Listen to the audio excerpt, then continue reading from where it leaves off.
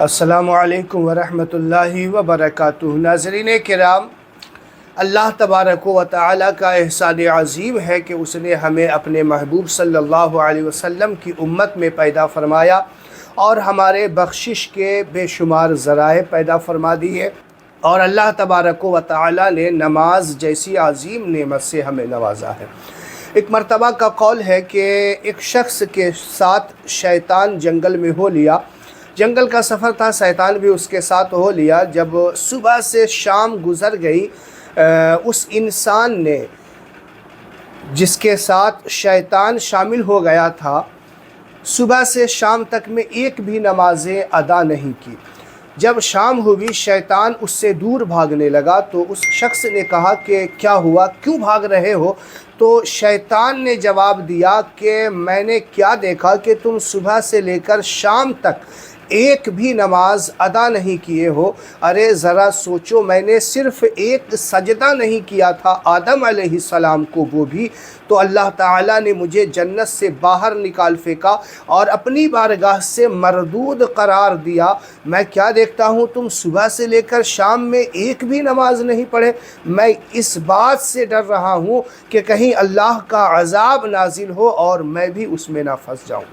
تو ناظرین کرام، آپ اندازہ لگا سکتے ہیں کہ ایک بھی نمازیں نہ پڑھنا، یعنی نمازوں کو چھوڑ دینا، یہ اللہ تعالیٰ کے عذاب میں انسان کو گرفتار کر سکتا ہے۔ آج انسان الگ الگ پریشانیوں کا ذکر کرتا ہے، الگ الگ باتیں بیان کرتا ہے کہ اس طریقے سے میرے ساتھ معاملہ ہو جاتا ہے، اس طریقے کے معاملات ہو گئے ہیں، اور وہ ساری کا سارا ذمہ داری اللہ تعالیٰ کے اوپر چھوڑ دیتا ہے اور برجستہ یہ جملہ استعمال کرتا ہے کہ نہ جانے اللہ تعالیٰ مجھے کون سے گناہ کی سزا دے رہا ہے۔ حالانکہ جب اس سے سوال پوچھا جاتا ہے کہ بھائی آپ نماز تو پڑھتے ہوں گے، تو جواب ملتا ہے نہیں، میں نماز نہیں پڑھ پاتا۔ تو بتائیے، اتنا معصومانہ انداز میں وہ جواب دیتا ہے کہ میں نماز نہیں پڑھتا، اور رب کی بارگاہ میں شکایت کر رہا ہے کہ اللہ تعالیٰ نہ جانے کون سے گناہ کی مجھے سزا دے رہا ہے۔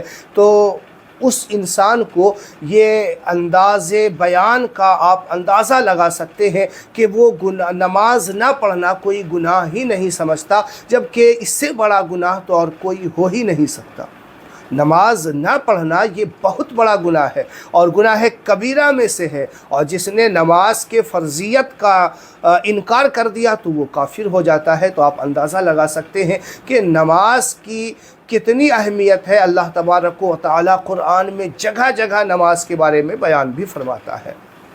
اب آپ دیکھیے، اندازہ لگائیے، ایک بزرگ کو شیطان نظر آ گیا، اور اس بزرگ نے شیطان سے بڑے اچھے انداز میں سوال کیا کہ بھائی شیطان، ذرا یہ تو بتاؤ کہ کوئی بات تو مجھے نصیحت کرو کہ میں کیا ایسا کروں کہ جو ہے آپ نصیحت ایسا کرو کہ میں کیا ایسا کروں کہ جس کی بنیاد پہ مجھے ایسا ہو جائے۔ تو ہزار طریقے کی باتیں جب وہاں پہ ہوئی تو اس شیطان نے کہا کہ اگر نماز میں آپ سستی کریں گے، نماز میں سستی کرنا یہ اللہ تبارک و تعالیٰ کی طرف سے ہلاکت اور بربادی کا سبب بنتا ہے۔ تو اس بزرگ نے قسم کھائی اور میں کہا کہ میں اللہ سے وعدہ کرتا ہوں آج کے بعد کبھی نماز میں سستی نہیں کروں گا اور جھوٹی قسمیں نہیں کھاؤں گا۔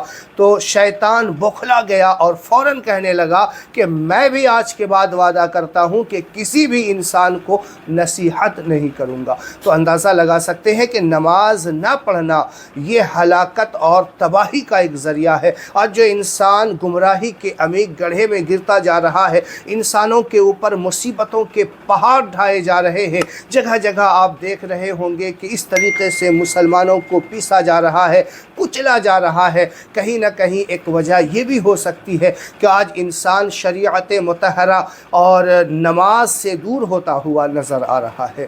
تو امید ہے آپ کو جو باتیں میں بتانا چاہ رہا تھا وہ آپ کے ذہن میں اتر گیا ہوگا۔ اگر آپ چاہتے ہیں کہ کامیابی کی منزل پہ پہنچنا چاہتے ہیں، تقرب اللہ کی منزل پہ گامزن ہونا چاہتے ہیں، تو ہمیں نماز کی پابندی ضرور کرنی چاہیے۔ انشاءاللہ نماز کی برکت سے انسان مصیبتوں سے بچ سکتا ہے، دنیا کے اندر اور آخرت کے اندر اسے خوشحالی جو نصیب ہوتی ہے وہ ایک ذریعہ نماز بھی ہوا کرتی ہے۔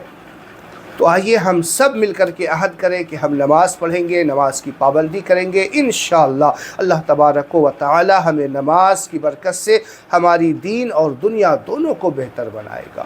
ویڈیو کو ضرور شیئر کیجیے گا ایسے مسلمان تک جو کہ نماز میں سستی کیا کرتے ہیں، جو نماز نہیں پڑھا کرتے، ان تک اس ویڈیو کو پہنچانا یہ آپ کی ذمہ داری ہے۔ دوستو، ہم مسلمان ہیں اور نماز کے بنا ہماری کوئی پہچان نہیں۔ یہ اصل پہچان جو ہے مسلمان کی نماز ہوا کرتی ہے۔ السلام علیکم ورحمۃ اللہ وبرکاتہ۔